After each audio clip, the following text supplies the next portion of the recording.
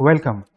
In this video, we are going to look into the questions that appeared in the mid-exam and see how many ways are there to solve these problems.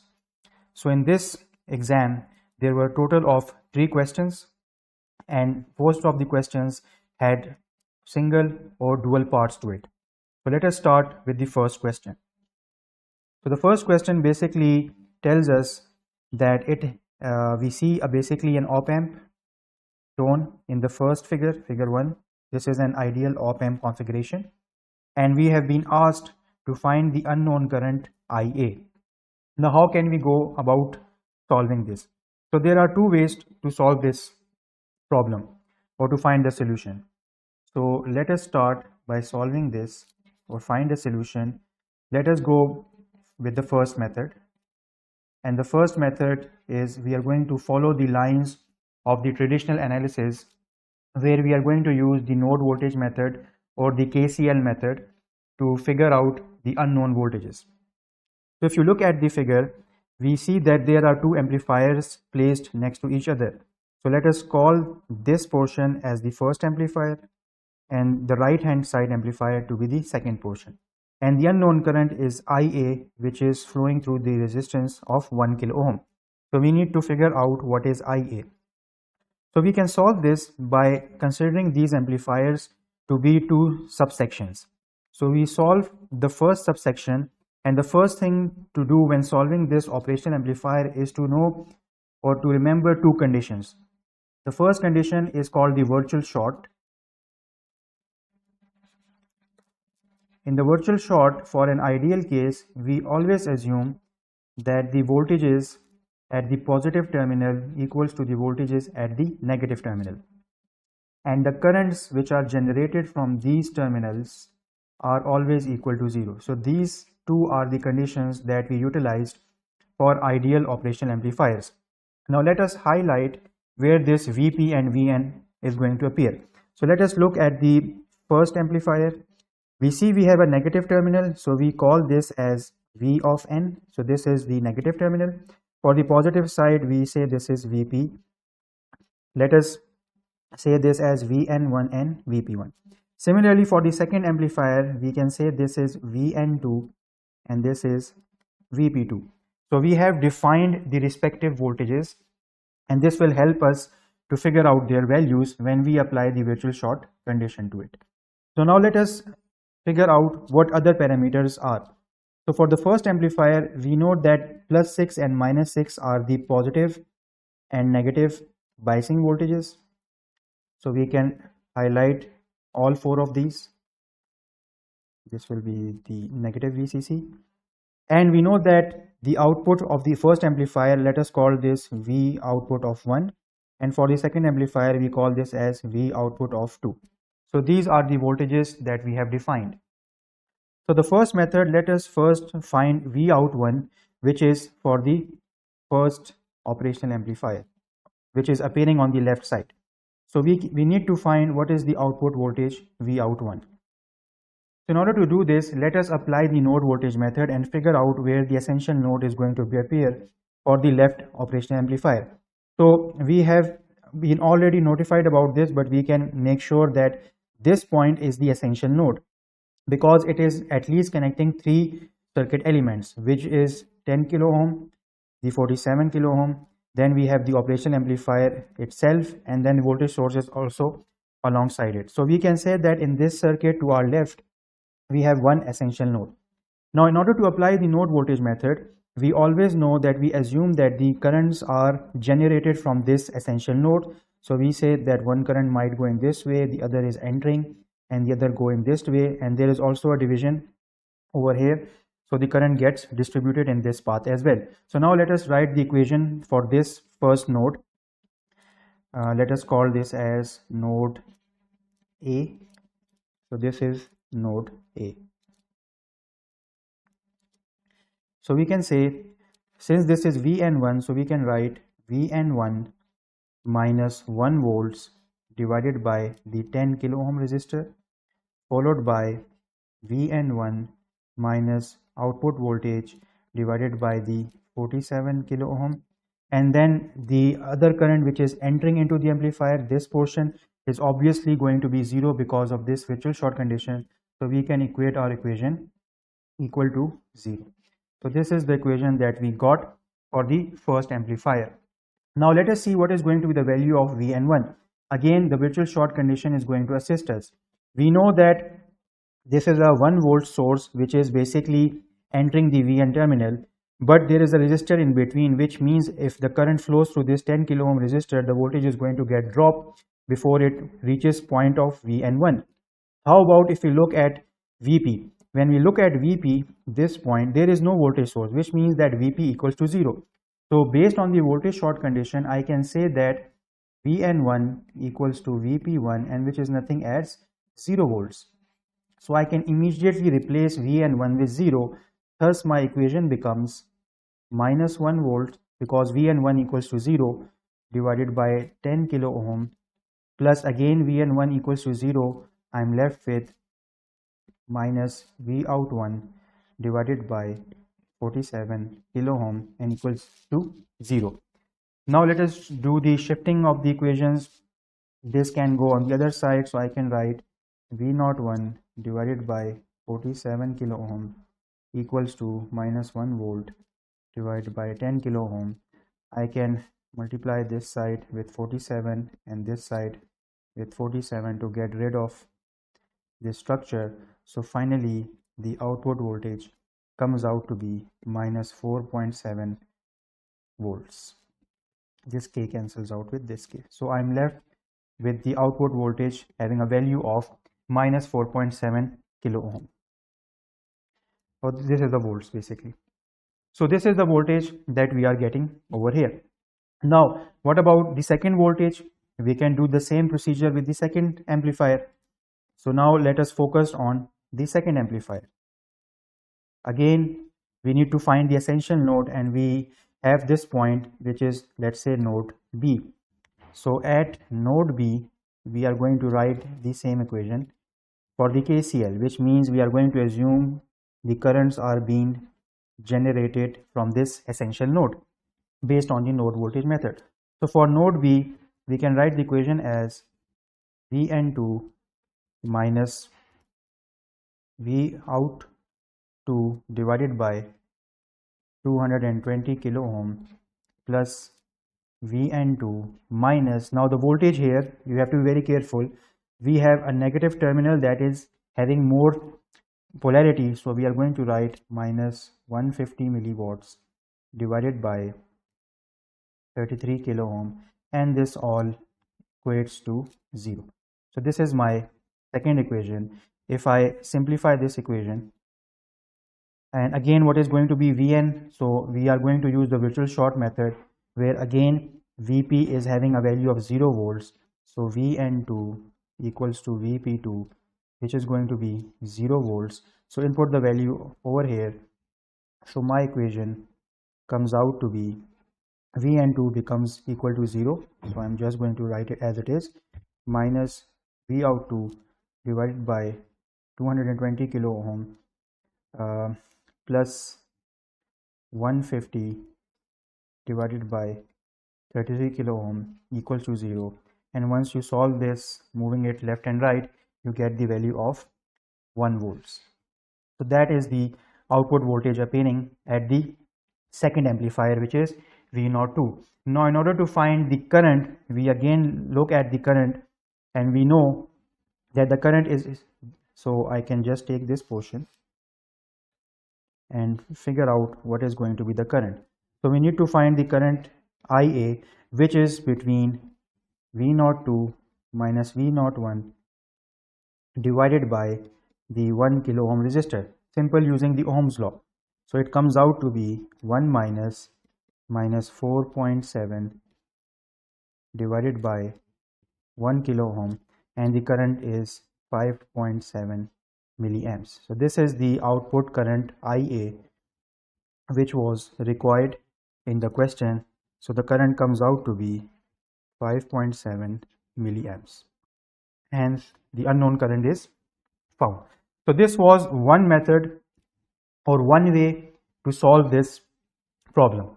Now, what's the other method and a more simpler approach? So the second method, which is similar to the first one, is by using the direct equations.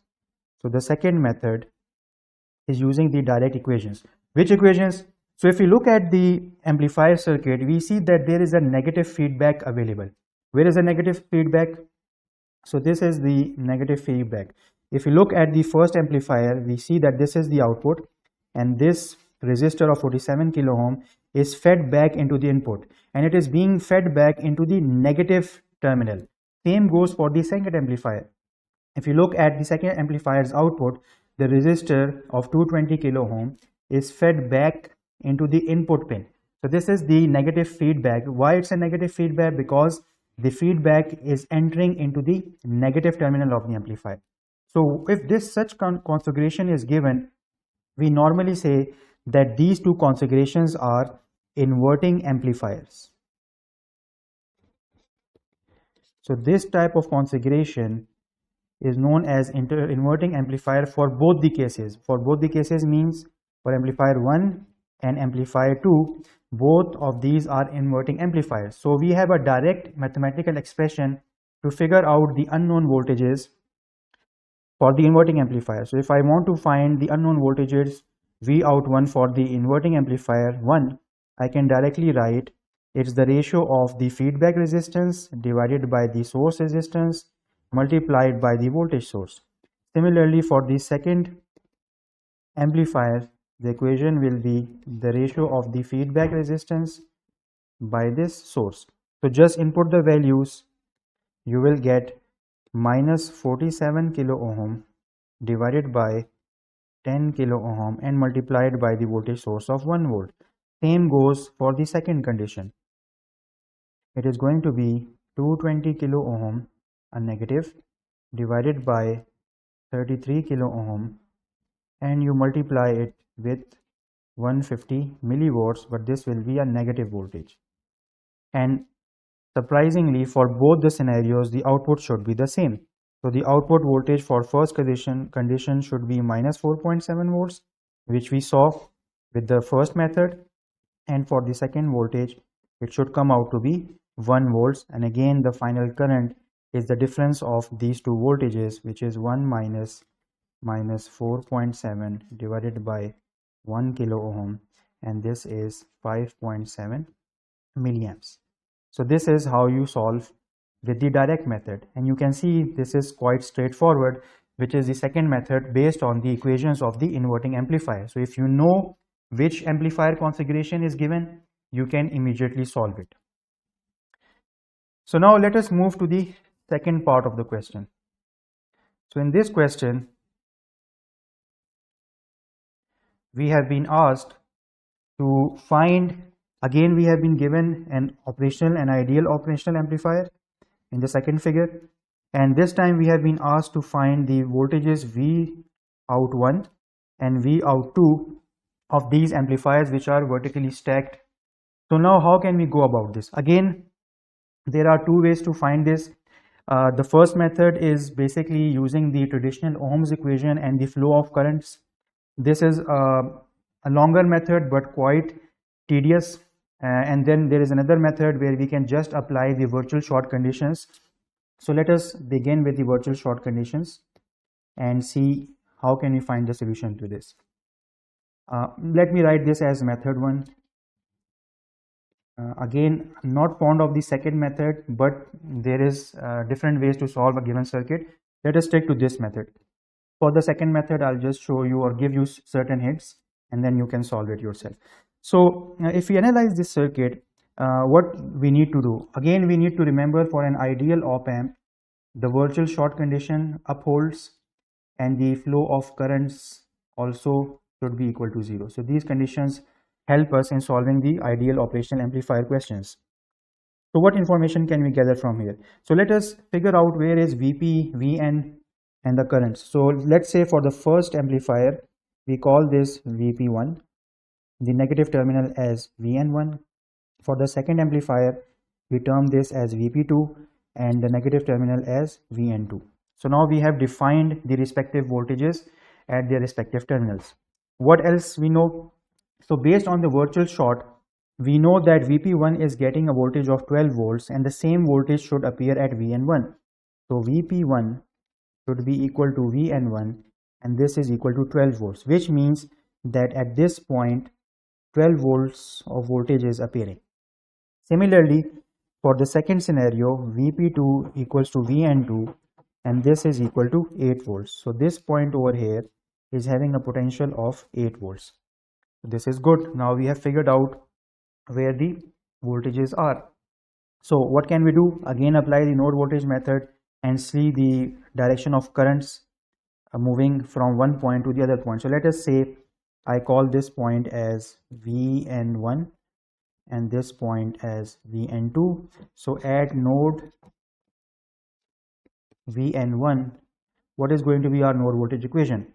So let us see where the currents are going to move. So one current will go in this direction, the other will move in this direction, the other third will come in the opposite direction. Obviously, the current entering into the negative terminal is IN, which is automatically equal to 0. So we know this because of the virtual short condition. So we are left with two equations to write for this node voltage. So the equation will be Vn1 minus, you can either take the upper current or you can take the lower current. So let us say we go with V out1 divided by, this is 400 ohms. Then I'm going to write plus Vn1 minus Vn2 divided by 7000 ohms. Again, this is the track which I am taking. So this is another current which is flowing in this direction as well. And then I can write plus Vn1 minus Vout2 divided by 3 km or 3000 ohm equals to 0. So this is my first equation. So I have written the equation for the current in this direction, in the right side, and in the upper side. Obviously, current entering on the left from the node is equal to 0. So now what else can I do? I know that Vn1 equals to 12 volts and Vn2 equals to 8 volts. So just substitute these two values into equation 1. So if I substitute this into equation 1, I will get 12 minus Vout1 divided by 400 plus 12 minus 8 divided by 7000 plus 12 minus V02 divided by 13,000.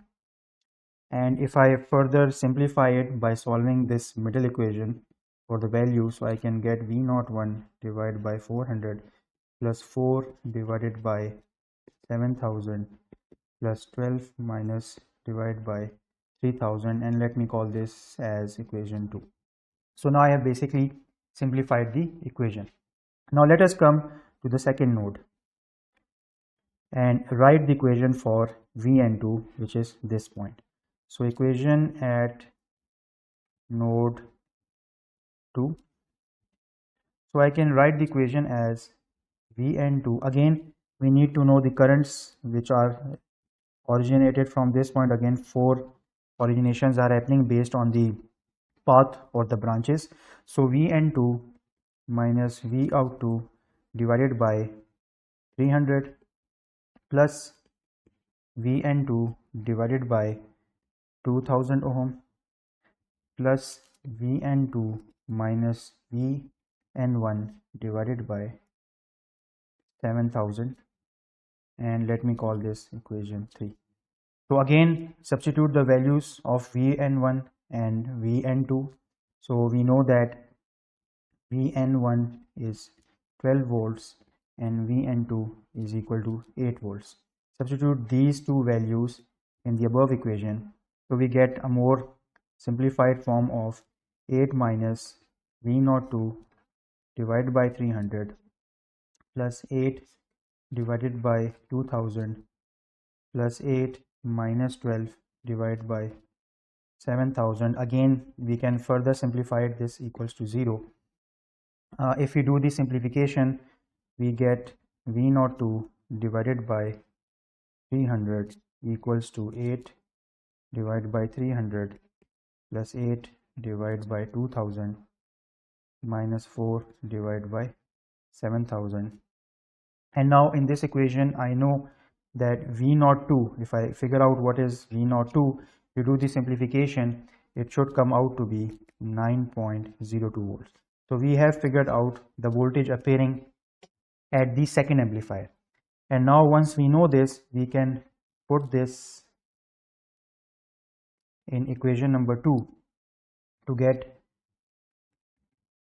the V out 1 value. So if I put it in equation number 2, so that will be V out 1 equals to 12.62 volts. So this is the output voltage which we got, equation number 2 being this one. So if you put the value of V02 over here, you will get the second unknown or the output of the first amplifier, which is V01. Hence, we proved this question as well, that using the node voltage method, we can simply find the solution to it. Now, what about other method to solve this? Well, the other method is also a simple one, yet tedious method. What is that? So let us look at that solution as well. So let me say method number 2. Again, that involves using the basic Ohm's law to solve this. So how can we solve that this problem with the second method? So we look into the flow of currents. So what do I mean by that? So let us say, okay, let me get rid of few things from these values to make it more nicer. So in order to solve this in terms of currents, let us say what we have. We know that this point is lying at 12 volts and this point is at 8 volts. So which means if I take this track to find the current, let me call this I1. So I can easily find I1. I1 is what? Ohm's law.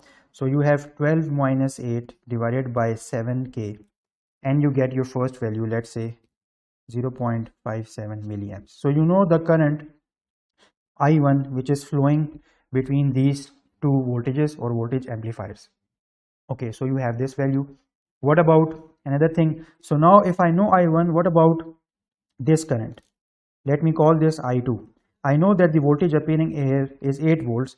So I can simply say that I2 is Ohm's law V by R, which is 8 divided by 2. It comes out to be 4 milliamps. Okay, so I have I2 as well. So this is going a very simplistic way, in sense we are just using the Ohm's law to find the unknown current. So I have found I2. What else I can do? I can also find I3, which is moving through or flowing through the 300 ohm by applying KCL. So I know that if this is my point, this is the node, so the current enterings are I3, so I take it as a negative current. Another current that is entering is minus I1 from this side, and leaving current is plus I2 equals to 0. So I can say that I3 is equal to I2 minus I1, which is 4 minus 0.57, and it comes out to be 3.43 milliamps. So this is I3, which is 3.43 milliamps. Okay, now what I can do is, I know what is I3, I know what is I2. How about the voltage which is appearing over here? Let me call this V1. So in order to find the voltage, what I can do is, in order to find V1, I can apply Ohm's law, because I know what is I3 and R is already provided. So I can say 3.43 milliamps multiplied by the 300 ohm, and thus the value I get is 1.29 volts. So this is the voltage that is appearing across the I3 resistor. Now I can see, I know the voltage. VO2 is something that I need. I already have V1 and I know that 8 volts is appearing. So just apply the potential difference rule. So the voltage V out 2 is going to be nothing but the voltage V1 plus the voltage at Vn2, which is 8 volts, and thus 1.29029 plus 8 volts comes out to be 9.02 volts, and that's it. You get the first output. And if you look, this is the same answer which we got by using the node voltage method. So Ohm's law is also facilitating us in figuring out what is the answer to this problem. Similarly, you can also find the remaining currents. Let's say Now what is going to be the current over here? Let me call this I4. Then what is going to be the current over here? Let me call this I5. So you can solve this as well. Let us say what is going to be I4. So I4 is basically, this is 12 volts. We already have this, and we already know what is V02, and you have the resistor. So you can just find I4, which is going to be V out to minus, or you can say the higher value, which is 12 volts minus V out to divided by 3 kilo ohm. So it comes out to be 0.99 milliamps. So this is your I4. So this is the I4 which we got over here across the 3 kilo ohm resistor. So you got I4. Now I5 is, again you apply the KCL rule. So how can you do this? We know that if we take this point, this node, we know the I5 current is entering, I1 and I4 are leaving. So we can just apply the Kirchhoff's current law logic to this, which means the entering current is I5, I4 is leaving, and I1 is also leaving. You sum them all equal to 0. So I5 comes out to be I1 plus I4, which comes out to be 0.99 plus 0.57 in milliamps, and the answer is 1.56 milliamps. So this is the current I5. Now once you have I5 around the 400 or flowing through the 400 ohm, now you can just find V01, and because we are going to find what is the voltage, let us say V2 over here. So the voltage V2 is the same lines as we did with the other previous part. So let me use this portion. So from here we are going here. So let us find V2, which is going to be I5 multiplied by the resistor. So I5 is 1.56 milliamps multiplied by the value is 400 ohm. So this is 400 ohm, and it comes out to be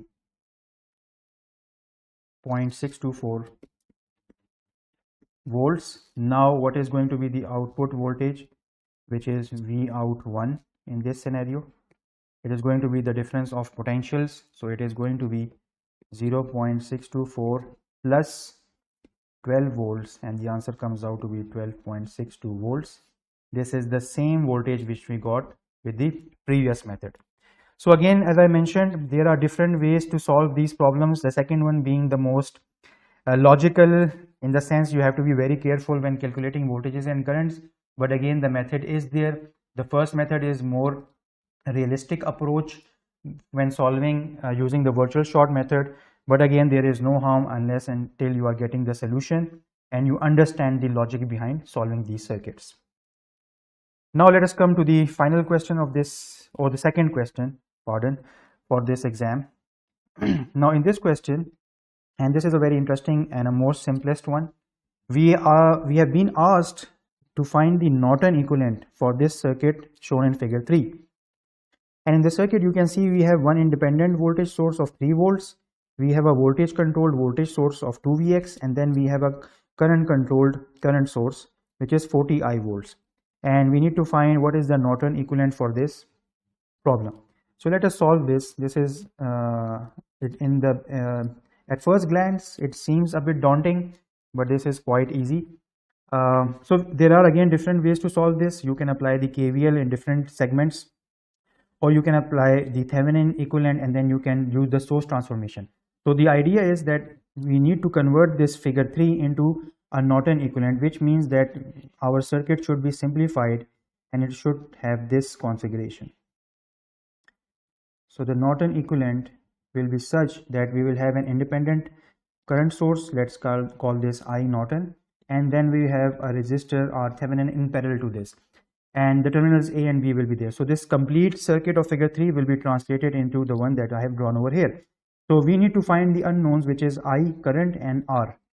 Okay, in order to do this, I can go two ways as I mentioned earlier. So let us go by finding the Thevenin of this. So we are basically going to find the Thevenin of this, which means find the Thevenin equivalent, and then take the source transformation to get this. So in order to find the Thevenin equivalent, we need to first transform figure 3 into this configuration, where we will have a voltage source of VThevenin and the series resistor of RThevenin having terminals A and B.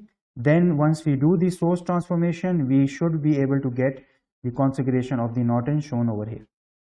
So this is the strategy which I am thinking to solve this question with. Okay, so in order to find the Thevenin voltage, what do we need? We need to figure out what is VThevenin, and we need to know what is RThevenin. So in order to find VThevenin, we always consider the circuit to be an open circuit, which means there is going to be no flow of current. And in order to find RThevenin, we consider the circuit to be a short circuit, where we find the current I S of C, and thus RThevenin then comes out to be the fraction or the ratio of the open circuit voltage VThevenin and the short circuit current. So this is the procedure to find RThevenin, and let us start first by finding VThevenin. So in order to find VThevenin, what we are going to do is we are going to look into our graph, and we see that the terminals A and B are open, and we need to know what is the open source voltage or open circuit voltage over here, which we say is going to be our VThevenin. So the basic principles of voltage says that if you have any circuit, the voltage appears to be same when you have a parallel connection. So in order to find VOC, basically we need to find what is the voltage on this branch containing the 50 ohm resistor. So this is where we are interested to find the open source voltage, which is going to be VThevenin or Vx as it is shown over here. So we need to see what is the voltage appearing on this branch. So how can we solve this? So let us see what we can do about this.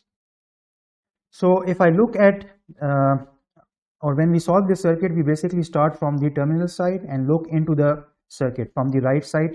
So the first thing we encounter is that this is the loop I am interested in, and I need to know what is the voltage. So it's straightforward. I can apply Ohm's law. I know that Vx is equal to the open source voltage that we found, and in turn this is what we need to find, it is VThevenin is equal to R into I.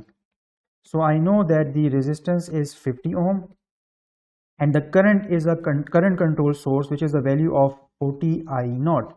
But I have to be very careful because the direction of current is entering the negative terminal first, which means I have to follow the passive sign convention and I'll apply a negative sign to it.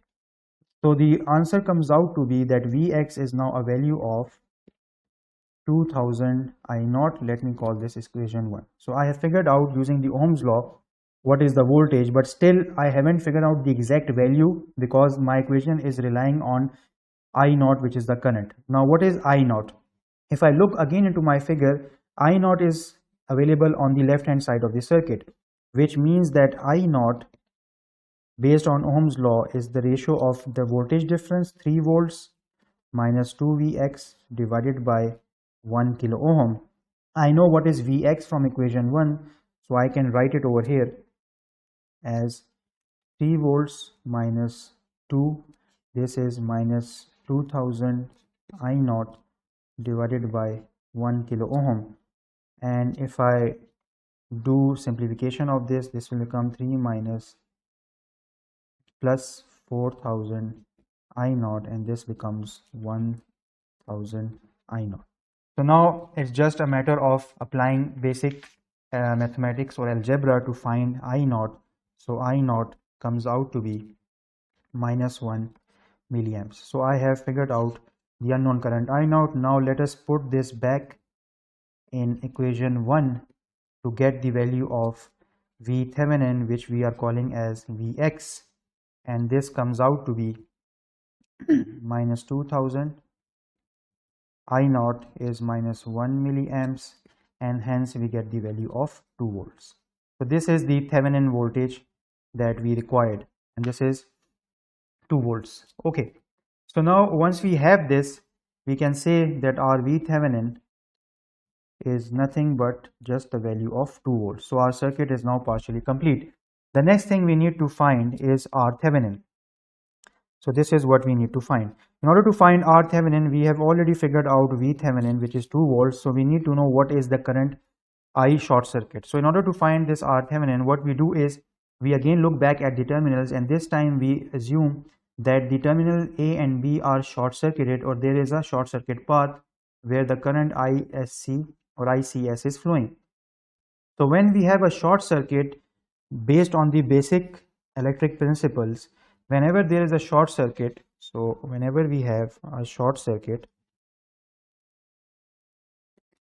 we say that the current is infinite and the voltage is 0 volt based on Ohm's law, because there is no resistance, so voltage becomes 0 and the current is already moving. This is an ideal case. So how can I find the RThevenin? So once we have this scenario, we can see that if this is a short circuit and voltage is equal to 0, so this Vx automatically becomes equal to 0. The effect of Vx is also going to appear over here, because the Vx or this voltage dependent voltage source is controlled by Vx. Since Vx equals to 0 because of the short circuit, this automatically becomes equal to 0, which means now my current I naught, which was previously 3 minus 2Vx divided by 1 kilo ohm, is going to be nothing but 3 divided by 1 kilo ohm, which is going to be 3 milliamps. This is the new value of the current that I have. And what about the voltage that we had over here? Or now this voltage is 0, so the only current available, I short circuit, is going to be nothing but minus 40 I naught, where I naught is 3 milliamps, and hence the value comes out to be 0.12 amps. So this is the short circuit current which we have. And finally, once we have this, we can say that RThevenin is going to be V open circuit or VThevenin divided by I short circuit, which is 2 volts divided by 0.12 amps, and it comes out to be 50 by 3 ohms. So this is the resistance or the RThevenin. So finally my RThevenin comes out to be 50 by 3 ohm. Now once I have known this, then the final step is to convert this Thevenin using source transformation into Norton, and thus my circuit will finally look like this. So I will have a current source, same resistor will appear parallel. This is terminal A, this is terminal B, this is 50 by 3, and I equals to V by R. V was 2 volts divided by 50 by 3, so the current comes out to be 0.12 amps. So this is the voltage that we need, 0.12 amps, and hence you have figured out the Thevenin equivalent of the circuit. So this was a quite easy example, although it looks daunting whenever you read the terms Norton and Thevenin, but this was quite easy. Now coming to the final question of this exam, and this was basically okay. So now in this question, what we have been asked is to find 3 things. So the circuit basically says, again in figure 4, this is a configuration, and in the first part we have been asked to know what is the node voltage and the loop analysis, which means is that how many nodal equations we will have and how many meshes we can see. So in order to find the node and the number of meshes, there are 2 mathematical expressions which we use. For node, we just say what are the total number of essential nodes, you subtract it minus 1, and this is the value that you are going to get. And for mesh, you have 2 equations. Either you can use branches and a difference of nodes, or you can use essential branches or essential, it's up to you. So both of these mathematical expressions can give you the confirmation of the equations. If you look at the figure 4, the nodes, so we first need to figure out what are the essential nodes, NE. So in this, we can say that this is first essential node, let me call this V1. Okay, then the second one is this one, we call this V2. The third one is this one, we call this V3. This is the fourth node, we call this V4, and this is the ground. So this is the fifth node. So the equation comes out to be, we have 5 essential nodes minus 1, so we should get 4 equations. Ideally we should get 4 equations. But if we further analyze the circuit, we see that we have a condition where this V3 is directly having a value of 20 volts. This means the equation is now reduced to 3. And if we further investigate, we figure out that there is a super node between node 1, essential node 1 and essential node 4. This means the equation further reduces to 2. So in reality, although we have 4 equations, the analysis is just based on 2 set of equations. So all the answers are correct.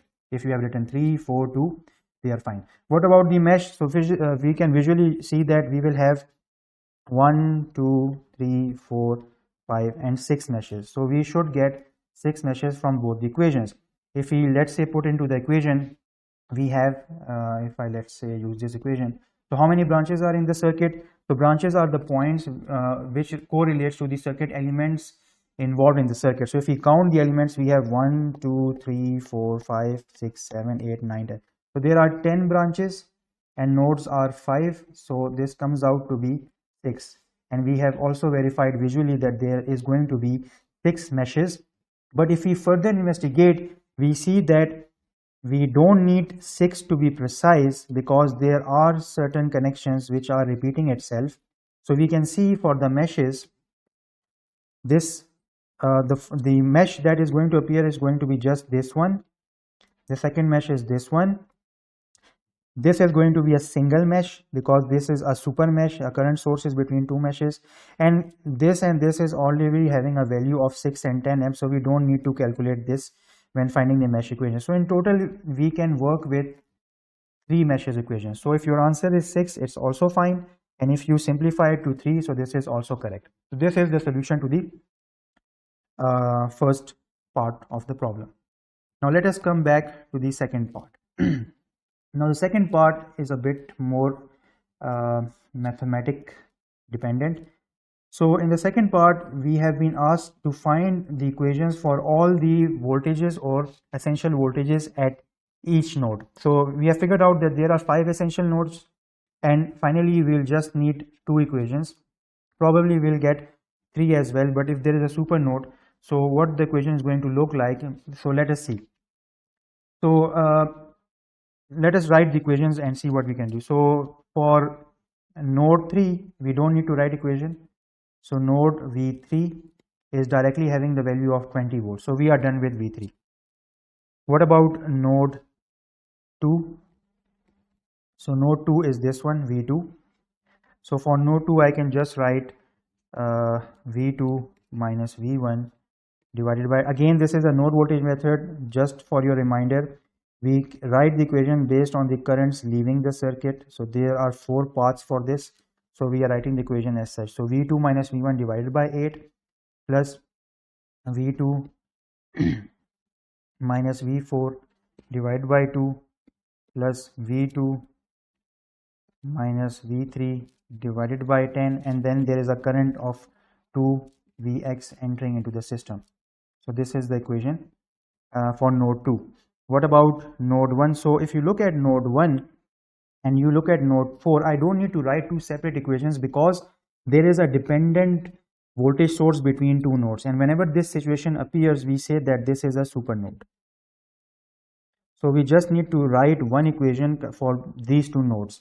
So I can say node 1 and node 4 is a super node, and I can write one equation. One equation will be such, so again, currents leaving for this, currents that are leaving this direction.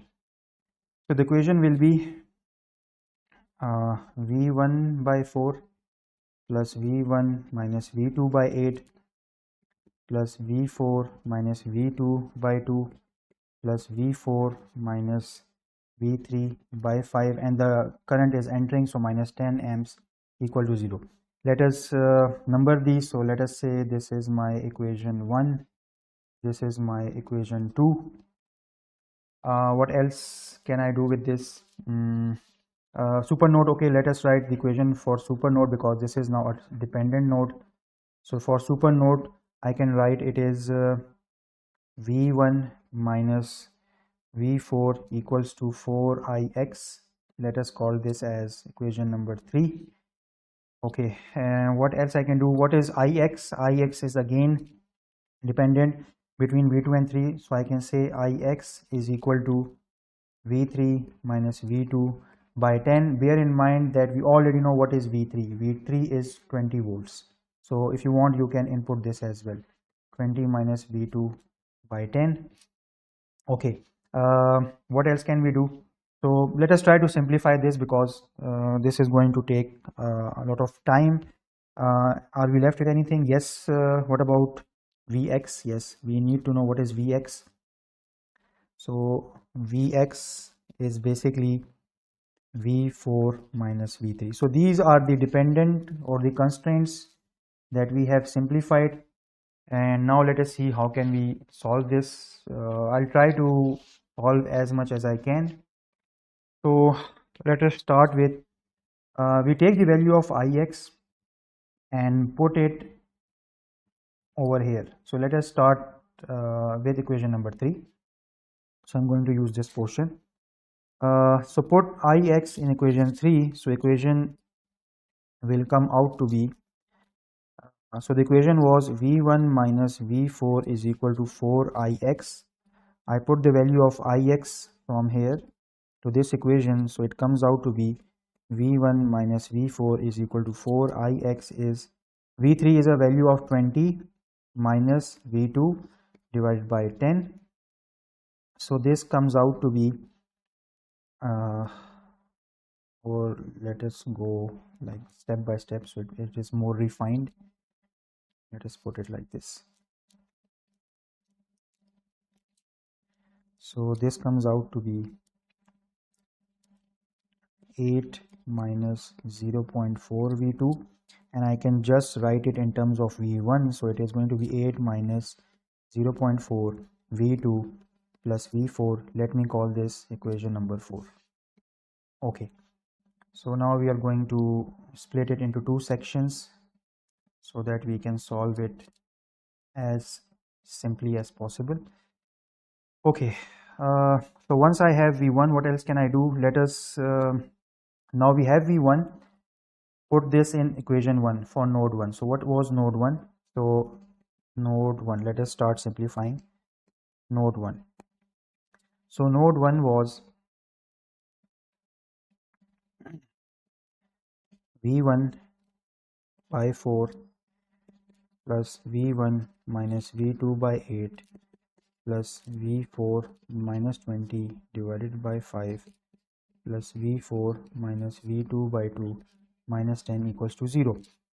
What else I can do? If I just simplify this without first putting the value of V1 anywhere, I can simplify it to minus 400, or just if I take LCM of it, and this comes out to be 40.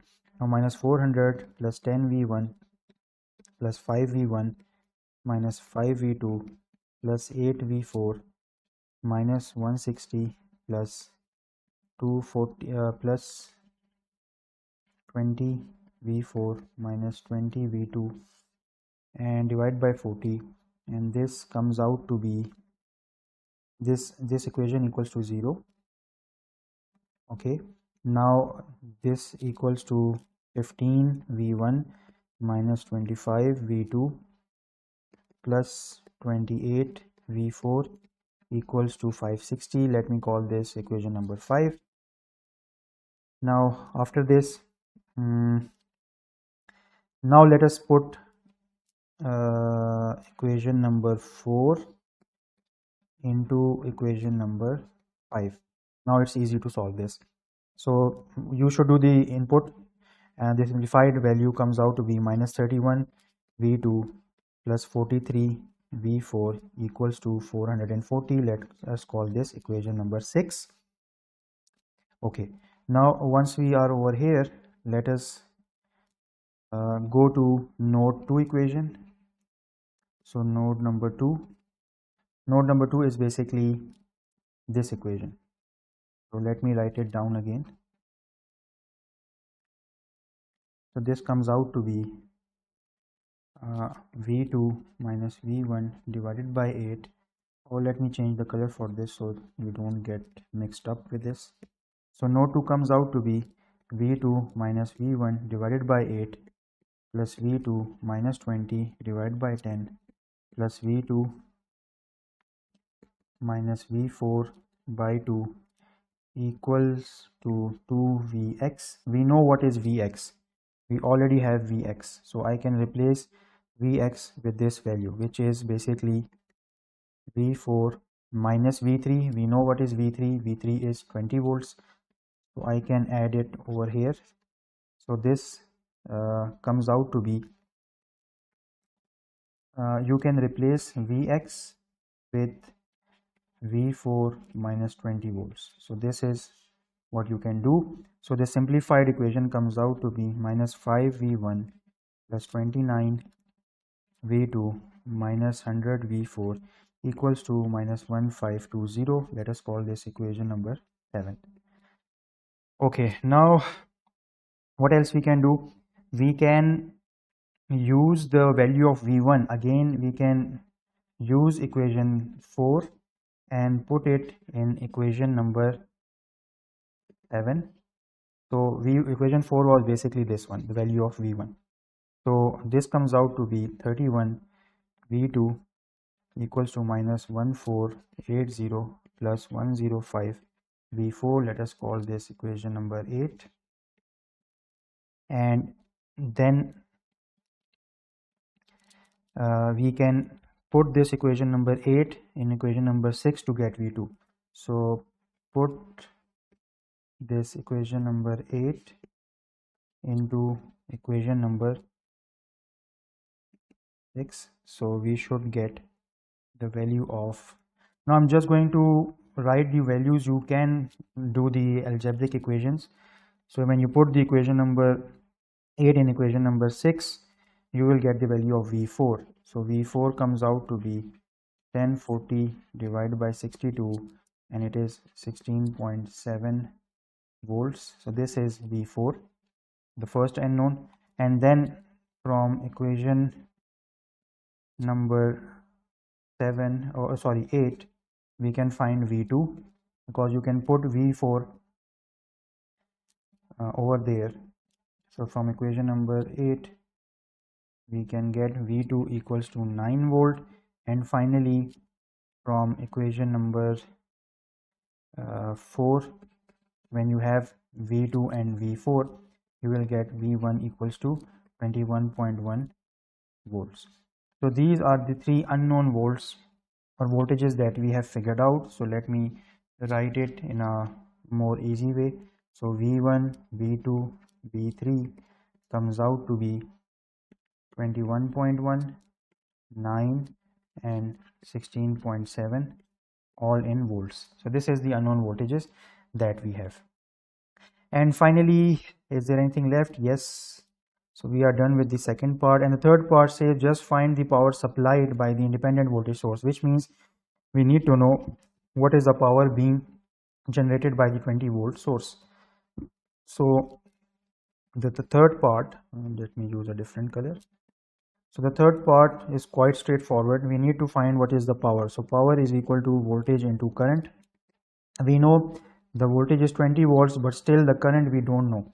So for the current, we come back to our figure and we can see what is the current appearing at this node voltage V3.